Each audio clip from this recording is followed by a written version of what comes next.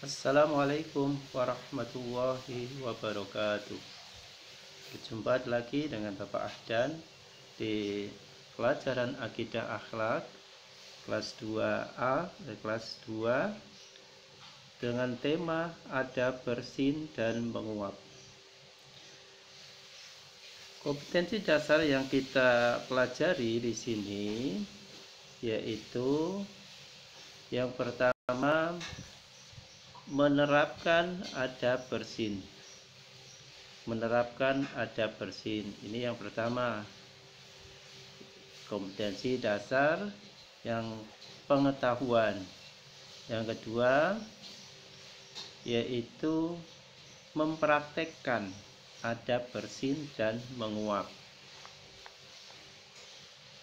Tentunya kalau mempraktekkan, anak-anak nanti mempraktekkan adab bersin dan menguap, ya. Sekarang bersin, ya.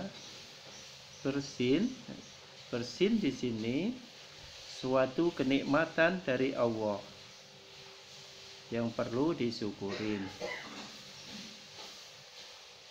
Bersin bisa terjadi di mana, jadi waktu sholat, puasa, dan ya, di waktu kapan aja. Ibadah bersin ini sangat dicintai oleh Allah. Segala sesuatu ibadah dicintai Allah yang telah dicontohkan oleh Nabi Muhammad. Salah satu ibadah yang penting adalah menjaga adab-adab yang telah dianjurkan. Salah satunya di sini adab bersin. Adab bersin ini Pak Adan sampaikan ada beberapa, yaitu bisa mencapai 7. Tapi di sini mungkin yang pertama, hendaknya orang yang bersin itu dengan suara rendah. Jangan dibesar-besarkan suaranya. Jadi suaranya dengan suara pelan, tidak dengan suara kencang. Yang kedua yaitu hendaknya orang yang bersin itu menahan diri untuk tidak memalingkan muka. Ini terlebih kalau seandainya berada di keramaian orang banyak. Kalau sendirian sih boleh memalingkan muka ke kiri. Kalau di tempat kalian sedang belajar di kelas, bersin, di samping ada temannya, kalau memalingkan muka ke kiri, otomatis ke kiri atau ke kanan, virus akan tertular kepada temannya. Maka hendaknya jangan memalingkan muka ke kanan atau kiri, langsung menghadap ke bawah dengan ditutupin, ya. Ketiganya yaitu disunahkan bagi orang yang bersin mengucapkan hamdalah.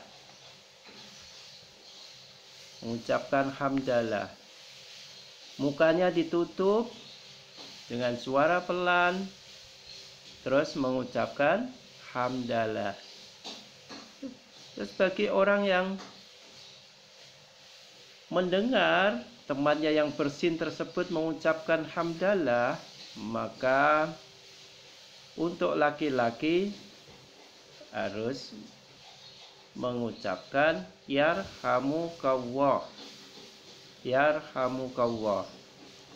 itu membaca tasmid, ya, yarhamukallah.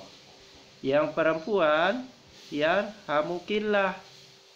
Selanjutnya setelah didoakan orang yang mendengar tersebut, orang yang bersin mengucapkan yahdikumullah, ya,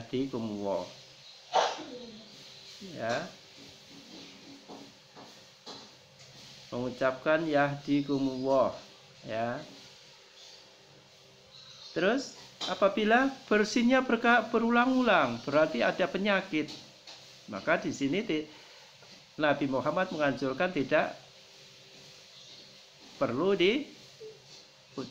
mengucapkan, kita yang mendengar tidak perlu mengucapkan tasmid, tidak perlu mengucapkan yarhamukallah, ya, karena itu suatu penyakit, mungkin dia sedang sakit flu, sedang sakit pilek dan sebagainya. Terus anak-anak sedang di kamar mandi, kamar mandinya dekat dapur, berbau dengan baunya orang masak, akhirnya bersin. Dari situ dia dilarang untuk berzikir. Jadi tidak perlu mengucapkan hamdalah, karena tempatnya tempat dilarang untuk berzikir, ya, dilarang berzikir. Sekarang kalau mendengar orang yang bersin itu non muslim, ya, maka jangan diucapkan yarhamukallah, ya, karena kalian bertetangga, ada yang di tetangga kalian ada yang non muslim, ya, dia sedang ngumpul di situ, dia bersin. Karena di zaman Nabi terjadi orang Yahudi pura-pura biar didoakan oleh Nabi, maka Nabi tidak mengucapkan, tidak mendoakan, cukup yahdikumullah, semoga Allah memberikan petunjuk. Nah, kalau yahdikumullah, semoga Allah memberikan petunjuk, itu. Kalau Allah memberikan petunjuk, otomatis orang tersebut bisa masuk Islam.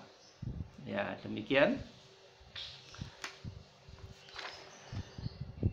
Apabila orangnya orang non muslim, yang zaman Nabi kan ada orang Yahudi, ya, Yahudi, tetangga di Madinah kan ada orang Yahudi, non Nasrani, ya, begitu.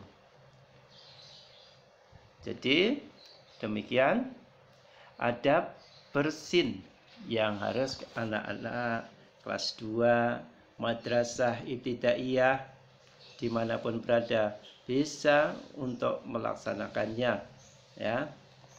Tapi jangan dibuat-buat. Kenapa bersin itu harus ditutupin mulutnya, ya? Karena ketika bersin itu menurut ilmu kedokteran banyak mengeluarkan partikel-partikel yang bisa membahayakan. Nah, maka perlu ditutup. Demikian. Selanjutnya yaitu adab menguap. Nah, pernahkah kalian menguap? Tentu pernah menguap. Menguap itu terjadi ketika